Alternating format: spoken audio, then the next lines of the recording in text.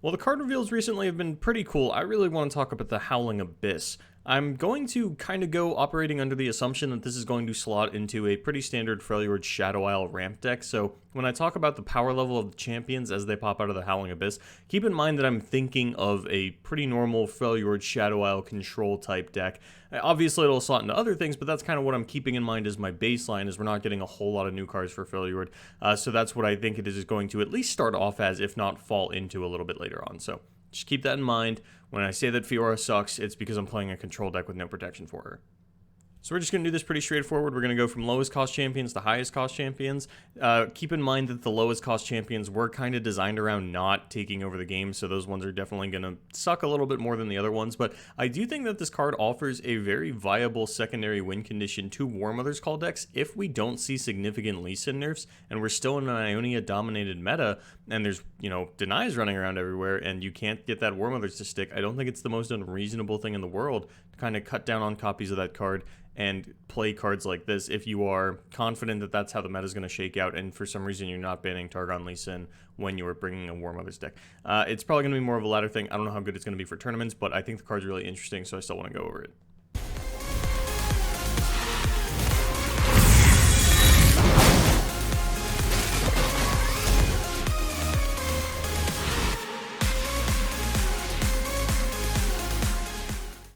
So first up, we've got Fizz. While the Chum the Waters that he creates is actually really relevant in a War Mother style deck because you're giving something vulnerable, when you're already running a high amount of Overwhelm units, you don't have a lot of activators for the Fizz. Generally, you're really only running Unspeakable Horror, Vile Feast, and Troll Chant as your 2 cost or lower cards, so you'd have to proactively Vile Feast something and then ideally try to reactively Unspeakable Horror when your opponent goes to remove Fizz. I don't think you're actually getting to hit your opponent with this one too often, but if you do, the Chum the Waters is going to be really cool. I think that this one's okay to get. It's probably one of the better lower cost champions for you to actually pull.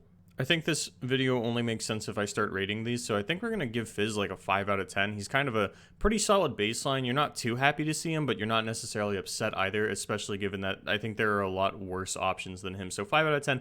Fizz is kind of going to set the baseline for now. That might change as the video goes on, but we'll see. I'm going to start him off there. So the thing about Teemo is that you haven't shuffled any shrooms into your opponent's deck, so Teemo basically doesn't have an ability because 2 times 0 is 0. So this is just a 1 mana 2/2 elusive. Because you still have to spend mana on the champions, a 1 mana 2/2 elusive really isn't that bad. I don't think the 2 damage comes up that often in a War Mother's deck unless you can hit your opponent multiple times with this. I think he's more or less going to have to be used as an elusive blocker, which is not the worst function in the world, but really not that great for the 7 mana that I already invested into the Howling Abyss. And if this is the only champion that I end up getting off of it for the turn that it survives, I'm going to be pretty upset. So Teemo is going to sit like his attack and toughness at a solid 2 out of 10.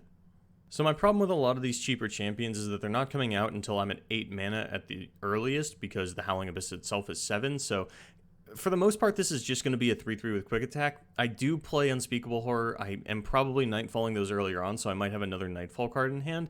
But outside of specifically RNGing into that Nightfall card or getting that Unspeakable Horror off, this card's really mediocre. The fact that it can turn into a 5/3 challenger or even a 7/3 if I get off the Unspeakable and something else doesn't really outshine any other of the cards in my deck as an atrocity value target, so I'm still going to put this one at a 2 out of 10, maybe a 3 out of 10, but probably a 2 out of 10 just because it is coming down so late into the game and is probably going to be vanilla for most of it.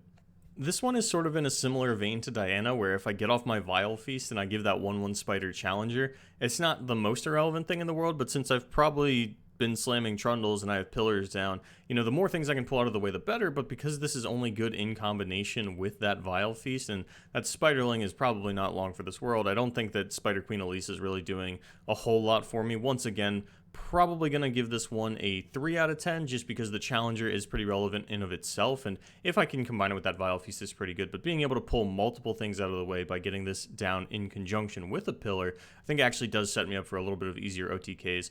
I know I said 3 out of 10, but this is actually probably on the higher end for the lower cost champions. I actually think Lucian could be pretty sleeper OP in a deck like this. I mean, I had just mentioned the Challenger of Elise, but I mean, if my opponent only has 1 or so unit and I get the pillar down and I can pull that out of the way and actually get off the double strike, not only does Lucian represent a lot of damage, but because I am playing an atrocity deck, or even just because I have these pillars available, does mean that Lucian has a fair chance of actually activating his ability and getting that rally off. And I think that if I can get this down alongside a Tryndamere, and I like hit you with that Tryndamere, and then I atrocity it at your face, and then I rally. The question is, I don't actually know how this works in conjunction with Tryndamere's level up, because Tryndamere says instead, I'm going to assume that he doesn't actually die, because I'm pretty sure that when Tryndamere levels, he doesn't get added to a Rekindler death pool, so that isn't going to synergize with Lucian. But I do think that the Trundle Pillar being able to pull itself into something that will kill it, and then give you a rally for the turn, is something that is valuable. I'm going to put this one again at a 5 out of 10, kind of on par with Fizz. It's not what I want to be getting, but I'm definitely not upset to see it. I think I can get some value out of it. While most things in my deck have Overwhelm, they do it a lot better. The 2 axes is kind of cool, as it does represent lethal damage on, a Tryndamere with an atrocity. If I can discard 2 cards and actually use both axes, or just discard the one axe to the other, it's okay. The quick attack and overwhelm probably not going to actually come up too often, but Draven is something that sort of demands an answer, so I'm actually willing to give this one something like a 4 out of 10. It creates immediate value. It'll create value on the attack, so realistically, when I play an attack with Draven, I'm getting 4 axes, which in a deck that plays atrocity isn't nothing. That does represent a lot of damage, so we're actually going to give Draven a 6 out of 10. I think he's one of the better lower cost champions for me to actually go ahead and pull. I want to say a month and a half ago, when Ezreal was starting to get talked about as a major potential for nerfs again, Ruben Zoo had mentioned that if he were a follower, if he was something that you could just put in your main deck without a level up condition, he would probably have to cost something like 9 mana. So to be able to actually pop him out for 3 and, get that ability online, sure, your War Mother's deck isn't necessarily built to play towards an Ezreal win condition, but he himself still represents 6 damage on an attack. That's 2 for the hit, 2 for the Mystic Shot, and 2 for the ability, and you do have ways to protect him in Troll Chant. I think that Ezreal can get you that little bit of extra over the top that you need, and I'm going to go ahead and put this one at an 8 out of 10. This is almost certainly the best low-cost champion for me to go ahead and pull. Maybe even a 9 out of 10. I kind of have to see where the higher cost champions fall, but yeah, Ezreal solid like 8 or 9. I'm going to go 9. I'm going to go higher. I'm going to say 9 out of 10. Fiora kind of fits the same bill as Elise. I mean, I main deck Troll Chant, but outside of that, I don't have any way to protect the Fiora, so I mean, I'm really never going to be able to get her win con off, because it's not like she starts at 2 out of 4 just because she's leveled. She will just be 0 out of 4. I feel like more often than not, she's going to function similarly to a pillar in just pulling units out of the way so that my big guys can get through. And for that, we're going to give her a 3 out of 10. I think that's where I'm going to kind of slot champions that are cheaper, but their really only function is to pull things out of the way, not necessarily get value. Kalista is kind of hard to judge, because for the most part, the War Mother's decks are playing only Wording Stone and Avarosian Hearthguard, and while Avarosian Hearthguard is a great rip for the Kalista, if you don't have one in your death pool, it's actually pretty likely and pretty possible that you don't have any units in your death pool by the time that you actually get something like this down. It could also revive Spiderlings or Pillars. Overall, I don't think she's going to have a lot of protection for herself unless you got off a Vile Feast in the early game and the Spiderling's dead, or your Wording Stone died. Overall, I don't think she's going to be doing a whole lot for you. Obviously, if you can get her down with the Hearthguard, she's going to be really good. So she's kind of got that high roll potential. Or if you're playing Rekindler or Ladros, I mean, if you're playing the Shadow Isle Vaults landmark as well, then maybe this is just a different style of deck where the Kalista could get a little bit more value. But I'm going to stick with my War Mother's call type assessment, in which case I'm going to give Kalista a 5 out of 10 just because she has that really good high roll potential. If you do have the Hearthguard, that's a great revive target. But if it's not in the death pool, she's pretty down there. So we'll split the difference and call her kind of a high roller, put her in the middle. Off the bat, I'm going to say 9 out of 10. I think that Katarina is kind of really something that War Mothers would like to get their hands on. It's probably not something you would play the turn after you get the Howling Abyss down, but it's something that you could sit on until you get down a big Trundle or a Tryndamere or something like that, because for the most part, your hand is going to actually end up being very reactive, but also pretty cheap, and depending on the board state, it's definitely not unreasonable for you to just slam down 2 Katarinas as your entire turn, hold on to that 5 spell mana. I think that she's got a lot of potential to get value. I think she doesn't have a lot of potential to whiff, honestly. You get down 1 big Trundle or 1 Tryndamere, you get that pillar down or something like that, and Katarina can just end the game on her own, because you are still, at the end of the day, kind of an atrocity deck, and it only takes a couple of big swings for you to have that atrocity win con online. So yeah, I think Katarina is actually a really, really good pull for you to get out of this card, and I think that it's got to be on par pretty close to Ezreal. Lulu, I think, is actually better than I would think initially. We're going to give her a 7 out of 10. Buffing up those warding stones to 5/5s can be really cool, but the thing I'm more interested in is actually help picks. Because we're a big overwhelm unit deck, sure, we've got the Pillar if the Trundle's leveled, but if we don't, giving a unit vulnerable to overwhelm with my Tryndamere, very valuable, especially because I get to pick the unit rather than going for the strongest unit like the Pillar demands, and even giving something barrier can be extremely effective, especially if because the Howling Abyss gets to sit around and generate multiple values, if I get down something like a Lulu and a Katarina and I can give something barrier and hit you with it and then take another combat phase and hit you with it again. I mean, Lulu definitely has a fair amount of combo potential with some of the other champions. On her own, as a first pull, I think she's not even necessarily bad. You're not going to be able to buff up the landmark with her because, as they had mentioned, they don't have attack or health or anything like that, so you can't attack with it. But Warding Stones isn't a bad 5/5. You could even heal up some of your other units with it. Like a Tryndamere that's an 8/4, or if it gets damaged, you buff it back up to like a 9/5 if it's at like a 9/2, and you can heal it a little bit. Yeah, I think Lulu's super solid. You're not going to be upset to see this one 7 out of 10. As weird as it feels to say, I think Miss Fortune is going to be something like a 6 out of 10. While she does represent 3 damage on the attack, if she comes down as the first one, there's not actually a lot that you can attack with in the War Mother's deck. Just because you're not running a whole lot of units, and generally MF is going to be vulnerable if you attack with her the first time around. It really does depend on the board state at the time, but this doesn't synergize with your deck extraordinarily well. Once again, I feel like Katarina sits at a 9 out of 10 because she gets a lot of combo potential with other champions, and Misfortune being one of them. Just throw her down, sit her in the back line, get off those multiple attacks. But I think Misfortune's value kind of depends on the other champions that come down alongside her. She's not a great first hit because you're probably not going to be able to attack with her on 8 mana and have her survive, but 6 out of 10 because the ability is still absolutely phenomenal. It can't be overstated. Just in a deck like that, I don't think she's the best champion that you could pull, but she's definitely one of the better ones.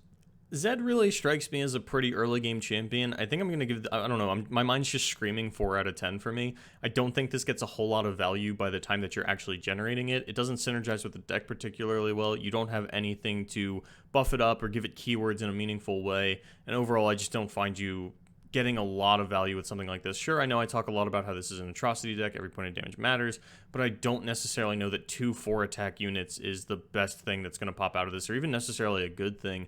I mean, I'm still going to play it, I'm still going to commit the mana to it, because 3 is a pretty low commitment, but I don't actually find this card getting a significant amount of value. Not only that, but it's a 4 out of 10 because in my head, when I do a 1 out of 10 scale, 5 is average, and this is definitely lower than average on terms of champions that I can roll into off of Howling Abyss. While I haven't seen an Ashe Trundle deck work before, the synergies are there and they're pretty cool. If you get down the Pillar and then Ashe is frostbiting the strongest unit and it's vulnerable, so you just drag that with your Ashe, she's sort of acting as her own Ashe and Trifarian Glory Seeker combo all in one, which I think is really cool. I'm going to say 5 out of 10. It's not like she's going to be ending the game. You're generally not seeing frostbite effects in the War Mother's deck, and she only gets the Crystal Arrow on level, so you won't actually have a Crystal Arrow to go for an OTK or something like that. But I do think she gets a lot of value with the Pillar, so we're going to call it a 6 out of 10.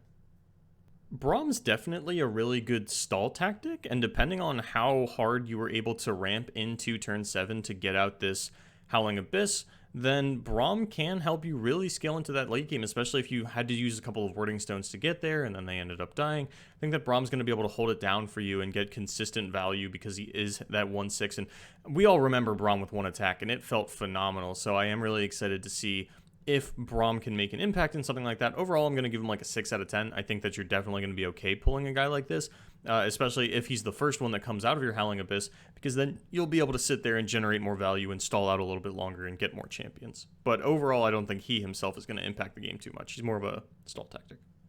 I actually don't know how good Jinx is. You're never going to get the Super Mega Death Rocket, but the draw 2 could actually end up being a detriment. If you've played War Mother's Call before, you know that because you have so many expensive cards in the deck, you already have to manage your hand space, especially because you're a pretty reactive deck depending on the situation. So I think that Jinx is actually not going to be very good. I think that I wouldn't love to get a Jinx. I've got to play with my hand space, especially because I'm getting her alongside this Howling Abyss that is on board and still generating me a card every turn, which means that if I have Jinx down, I'm drawing 3 cards a turn in a deck that already struggles with hand space, and I'm never getting the card that she sort of designed with in Super Mega Death Rocket because there's no way that I'm emptying out my hand of 3 additional cards a turn. So yeah, I got to actually put Jinx at like a 3 out of 10, maybe a 4 out of 10, just because As a 4 cost, yeah, the 5 mana quick attack is still good. It's not the best as far as champions go. I think she's got to be a, yeah, I want to say 3 out of 10 just because while a 5 attack quick attack unit is good, I think putting Jinx on the board is actually a detriment and something that I don't want to do. So she might even have to be something like a 2 out of 10 just because I don't think I can actually play her if I pull her. She might actually be a 1 out of 10. This might just be one of the worst champions to pull. The more I like sit here and think about it, I'm actually just going to make a hot take, say 1 out of 10. Actually, I am going to revise that to 3 out of 10. I know I'm flip-flopping on this one, but my reasoning for putting her at a 3 out of 10 is you're not always going to be in that super advantageous position. If you actually do have your Howling Abyss die pretty immediately, then I think you can go ahead and get her down, especially depending on the rest of your hand if you're in a rough spot. Like, she definitely has the potential to help you come back into the game, but I think that only happens, like, not even 1 out of every 100 games, just like 1 out of every 100 games when you pull the Jinx. So, like, it's very low, but she does have that potential to just steal a game for you. So she can't be a 1 out of 10. We'll say 3 out of 10. Lee Sin, similarly to Ezreal, is not a champion that you're designed around playing, but you do have spells, like cheap spells that you can play. All of a sudden, Catalyst of Aeons isn't looking that bad, even if you're at a high mana total, and Lee Sin only needs the Challenger, so you only need 1 spell because he's going to Dragon's Rage something back to your opponent's hand, and for how cheap he is, I think this card's got to be an 8 out of 10. I feel like this is a good time for me to reiterate that I am evaluating these champions under the assumption that you are running a Freljord Shadow Isle ramp deck. So Leona really not going to get a lot of value. You're not going to have any other Daybreak cards in your deck. A 4 mana 4/6 is a pretty solid body. Doesn't seem super impactful to me. The stun is okay. It's a Daybreak. It has a fair amount of chance to get value. I'm going to say 5 out of 10. You know, this is a pretty average card. I wouldn't hate to see it. I don't love it. There are definitely better options, but it's a pretty good baseline. Gonna go ahead and put this out there. Maokai, like Ashe, gets his ability on the level up, so you're not actually going to obliterate your opponent's deck. That would have been crazy if they had let that through. But getting a sapling at every round start isn't nothing. I had mentioned how I do kind of value the challengers because they are going to pull something out of the way, make way for your bigger boys to get through, especially if you have a pillar down. You can go ahead and get a little bit more. It's pretty hard to kill because of the regen, so I actually think Maokai is going to sit at like a 6 or a 7 out of 10. He's definitely, I want to say, the best challenger champion, just because he is pulling things out of the way for your big guys, but he's doing it consistently. He's not actually putting himself in danger to do it because he's getting the sapling at round start. And then once again, kind of fits the same bill as Braum, where he does get to stall out. Because he's got regen himself, he's a pretty effective blocker. That 2/1 sapling is going to be able to block pretty much everything, and unless it has overwhelm, I mean, the 1 health doesn't matter. I think that Maokai's really solid. We're going to go ahead and actually say like 7 out of 10 on this one.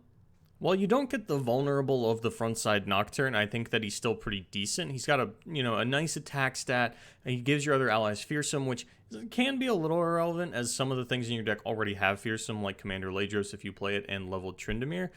You're not really shotgunning out units for that -1/-0 effect, but I think you could. If Nocturne is the first champion that you pull off of the Howling Abyss, and then you let it sit in hand and you accumulate other smaller champions, you could, in true Nightfall fashion, go for this really big combo turn where you slam down Nocturne, then slam down all these other champions. Suddenly everything has Fearsome. We're going to put him out at a 7 out of 10. I think he's actually got a fair amount of game-ending potential on his own. He's not poorly statted, and for 4 mana, I'm pretty willing to commit him to this. Shen might actually be like an 8 out of 10. It's not quite on par with game-ending things like Ezreal or Katarina, but the buff that he gives to units in what you are assuming is an Atrocity deck, as well as just buffing up and really taking advantage of other champions that pop out of this, I think that Shen actually has a really high amount of high roll potential. If Shen is the first unit to pop out and I throw him down and I'm like, okay, cool, I've got a Shen, I can even attack with my Wording Stones and it'll be a 3/4. But then Fiora is the next champion to pop out of my Howling Abyss. I'm feeling pretty good about that. Or even Maokai, getting those 5/1 saplings down, or any of the challenger champions that come down alongside Shen really add a lot of value to him. And even if that doesn't happen, throwing that extra 3 attack onto some of my overwhelm units when I'm playing an Atrocity deck seems insane to me. So yeah, we're going to put Shen pretty high up there, 8 out of 10. He would be higher, but there's actually not a lot of units in my deck, so if Shen's the first one to pop out and then my Howling Abyss dies, he actually is pretty poo-poo. That's why he's not higher. So because you cast Atrocity on Taric and your opponent's Nexus, I don't think he gets to copy Atrocity. I don't think he really gets to copy anything that you're putting out of your deck unless you want to Unspeakable Horror your Taric and your other unit in order to just generate 2 Nightfall cards. It's not out of the question. I don't think it's going to be very good.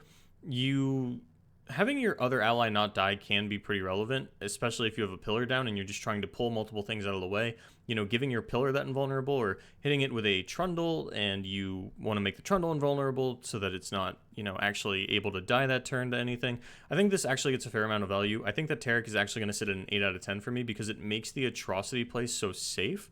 Your opponent can't Vengeance in response because your ally can't die that turn, and you get to actually go for like big Ruination turns as well. Like you attack with Tarek and let's say a Trundle, and then you just Ruination the board, and Tarek and Trundle can't die that turn, and they're immune to that, and all of a sudden the Ruination is a lot more valuable than it could have been. Once again, going to go, I think, 8 out of 10. That's where I'm going to put these like really potential for high value supporter champions, but if you don't find another unit, they're just kind of useless, and you don't get to take advantage of Tarek's other ability, which kind of unfortunate, but I think that the not dying and not taking damage is relevant enough to put him pretty high, and I'm going to be happy to see him out of a 4-drop slot. Pretty solid 9 out of 10. It has game-ending potential. The one problem that I would have with it is that my deck's not really designed for it. There's not a lot of cheap cards in my deck. It might actually be difficult for me to get to the gold card, but having that red card available to just consistently wipe out smaller, wider boards, I think is actually insane. You know, he's pretty vulnerable. He might die pretty easily because he's only at 3 HP. I can't play other copies of him, but I do think that Twisted Fate's impact is undeniable, even if you weren't built for him. And even if I just get a blue card every turn, you know, accelerate myself towards those other things. I'm still ramping my spell mana a little bit, so I think that he actually just makes your curve a little bit easier, and overall, I mean, you knew you were going to love to pull a level Twisted Fate. While he's not as cool as some of the other 4-cost champions we just saw, I still think Yasuo has to sit at a 5 out of 10. I'm not going to be mad to see a 4-mana 5/5 with quick attack. That's a really well-statted unit that's got a lot of inherent protection. Sure, I'm never going to stun or recall anything, but just 4-mana 5/5 quick attack. That's a solid unit. While Yasuo is solid, Gangplank is good. I mean, a 5-mana 6/6 Overwhelm, sure, great, love it. The Powder Keg synergizes a little bit with my deck because I am playing things like Unspeakable and Vile Feast, and I get to push a little bit more damage that way, take out some larger units. The fact that he generates a keg every single turn, pretty cool, pretty relevant. My opponent is going to feel like they have to deal with that, even if they necessarily don't. But on top of just being well-statted and having Overwhelm, he buffs up all my other Overwhelm units by dealing damage on attack and helping them push through a little bit more damage. Gangplank sitting pretty high and mighty at a 7 out of 10. In a similar vein to Katarina, I'm going to go ahead and give Garen a 9 out of 10. Anything that is letting me rally in these large unit decks where I get down a big Overwhelm boy and I'm just hitting you every turn, especially alongside Trundle, where I am attacking with a big Overwhelm guy who is not only getting bigger, but resetting his health total every turn, as well as Garen just being a standalone good unit that can attack every turn because he's got that regen and still survive at a 6/6 body. I think he is like on par with the other sort of game-ending champions. I think that Garen is something I'm going to be extremely happy to pull out of the Howling Abyss, even if he's the only unit that I have on board. Pretty easy 9 out of 10 for me. Once again, not a champion that I'm really built for, but I feel like any champion that's going to give me value out of Catalyst of Aeons when I'm already at 10 mana is something that I'm not going to be upset about. I do have some higher cost spells in the deck, you know, War Mother's Call really being the only one. Icequake is a little bit sketchy because it does hurt the Heimer as well, but he'd survive it and get me a T-Hex, which is something worth noting. I think Vengeance is probably the card that I'm going to get the most value out of him with, but overall I'm going to say 7 out of 10. I would prefer to see an Ezreal, I think, but I'm definitely not going to be upset if a Heimer pops out. I'm actually trying to figure out how I rate Quinn sort of in comparison to other challenger champions. I don't know that she's necessarily as good as Maokai, just because she doesn't play as well on defense, and there's a chance that, you know, I'm going to be pretty vulnerable after I've committed my early turns to ramping, and then on turn 7 I throw down this Howling Abyss, and I think that the longer the game goes on, the more I'm going to like something like her over the Maokai, but the games tend to not go super long when you're playing War Mother's Call. You generally get like one big combo turn and just kind of end it. So I think that Quinn is very solid. I'm actually going to put her at 7 out of 10, you know, just because she does have that scout tag. I can go ahead and continuously get value with her. Maybe I'm not killing things with Valor that late in the game, but honestly, I've never felt bad about having a leveled Quinn. And at a 4 or 5, she's pretty survivable. You know, she dodges removal. 5 mana is still a pretty low commitment. I think once we get above 5 mana champions, that's where I really have to think about, can I play this proactively? You know, I'm still leaving up 7 mana. 7 champions and above, we really have to think about it. But I think in like the 5 and 6s, we're still going to get a lot of really solid hits. So yeah, 7 out of 10. I've talked before about how Swain definitely feels like a champion that can be self-contained within Noxus, so when I pull him into a deck that doesn't have any Noxus in it, and I don't really have ways to activate his sort of main effect of stunning out units, and I'm really just going for this 4/7 that has Nexus Strike deal 3 and has Fearsome, I don't think I'm actually getting Swain off too often. He's probably on the lower end, if not the worst 5-drop champion, so we're going to go ahead and give him a 4 out of 10. He's got a big butt, and he's got potential to work out, but I don't think it's actually going to happen too often. But because of that big body, you know, he is going to be okay. He's not one of the happiest champions I am to see, though, so we are going to put him a little bit below average.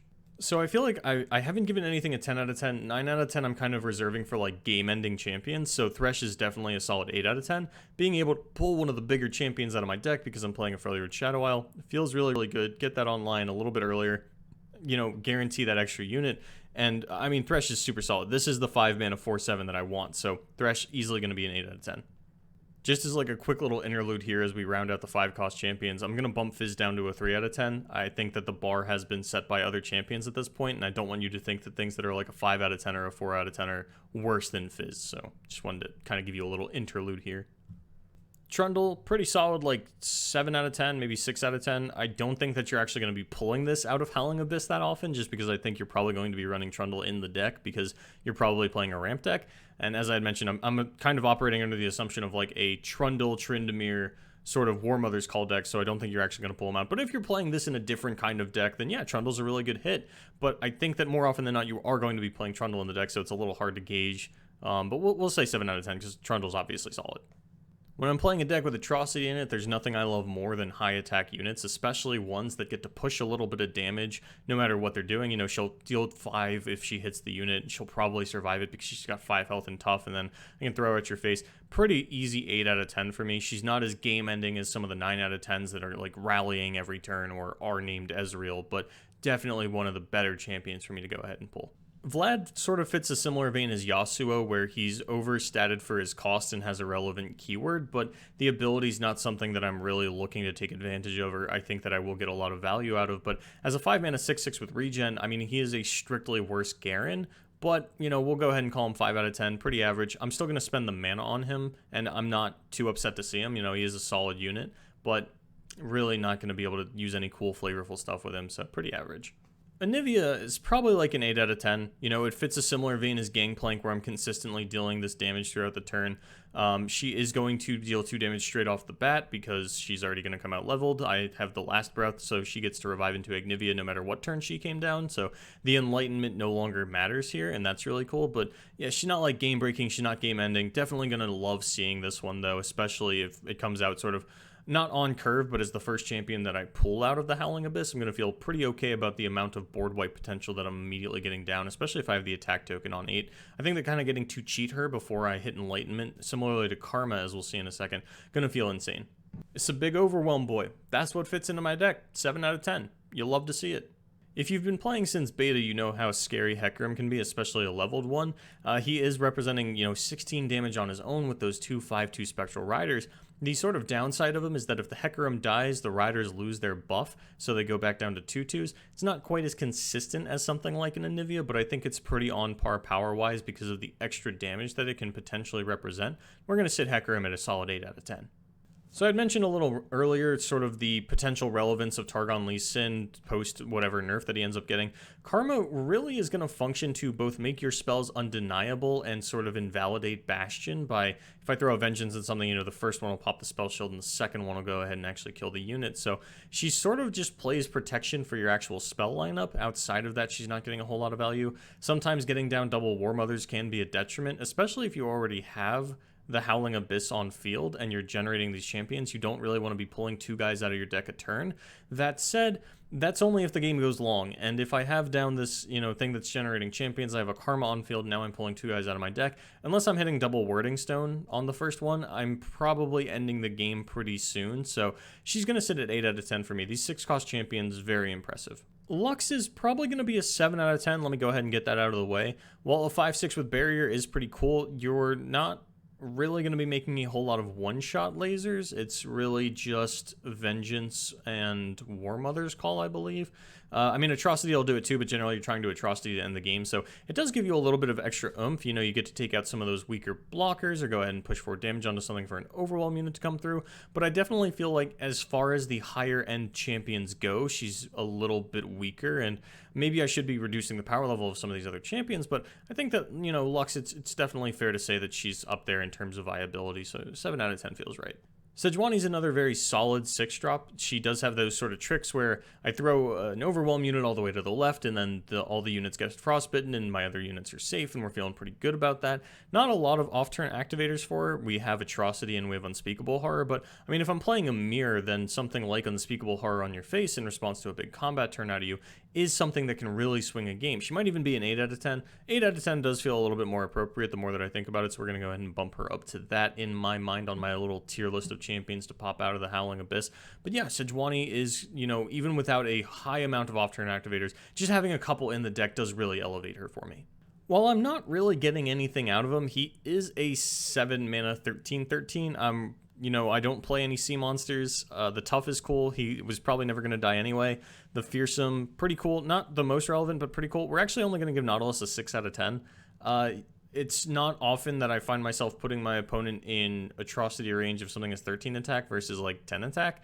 The range just really isn't there. It'll come up, but it's not the best. I just don't know that like I'm going to love seeing a Nautilus, especially because he doesn't have Overwhelm like some of these other bigger champions, or doesn't represent damage like Vi does. So he can kind of just get not quite chump blocked out because he does have Fearsome, but I feel like there are enough 3 attack blockers that he does just gonna sort of get stonewalled until I can find my Atrocity, and without having any inherent protection for himself, kind of like an unleveled Tryndamere does, or a Ladros to return to my hand even if they kill it in response to the Atrocity. I just feel like Nautilus is actually pretty low impact considering, you know, he's just a big guy, but I'm playing a deck of big guys with Overwhelm, so, you know, maybe he gets a lot of board control value if he's down alongside a pillar, but overall, I think that he is probably one of the worst high-end champions to get. I mean, Tryndamere as an 8 mana 9/9 with Overwhelm and Fearsome doesn't feel great. And as I had mentioned, we're kind of operating under the assumption that you're playing a Trundle Tryndamere deck, so the chances of him ever popping out of that specifically are pretty low. But while I do think that Trundle will be played in just about every kind of deck that plays Howling Abyss, Tryndamere not so much. He's really more of a War Mother card. So you know, just kind of rating him based on that, I want to say, you know, maybe like a 6 out of 10, kind of like the Nautilus. Sure, he's got Overwhelm, but he doesn't have that inherent protection of the Undying ability. I definitely think Tryndamere is one of the few champions where it feels like I would actually rather get the level 1 version. Aesol's probably a 10 out of 10. I don't have to work to level him. He does get that immediate Celestial, which I can then, you know, once again play immediately because all my Celestials cost 0. And the fact that it'll continue to sit there and generate value, he's got the Fury, he's got the Spell Shield. This is definitely a card that I'm going to spend the 10 mana on. Ends the games on his own. I think it's a pretty easy 10 out of 10. And last but not least, we have TAHM KENCH. I pulled up the visual spoiler so that you can remember what an Acquired Taste does. Generally, what's going to happen with TAHM KENCH is we're going to play him. Next turn, we're going to get an Acquired Taste. We're going to play that, and then we're going to get to attack and actually obliterate the unit. So essentially what he's doing is he's single combating something and then obliterating it if he survives to actually attack. Because Acquired Taste is slow, it is a little bit vulnerable to some things. I think TAHM is going to sit at a 6 out of 10. While his effect is good, it probably only works once, and it might not even do that. So it is a little bit sketchy, and he can only kill certain things, you know, because he does take the damage of the attack of the unit that he's going for. Even something like a Pale Cascade can upset the plans of a TAHM KENCH Acquired Taste. So yeah, I think he's going to sit somewhere near the middle. We'll say 6 out of 10. And that is going to do it for me. I watch a lot of Watch Mojo, so I love making lists like this. Thank you guys so much for watching. I know this was a little more offbeat than what I do, but this is kind of how I like to react to spoilers and things like that. So thank you so much for watching. My name is Boulevard. Follow me on Twitter from the BLVD. I'm a caster. Figure out when and where I'm casting every weekend and some weeknights. And as always, good luck in your tournaments.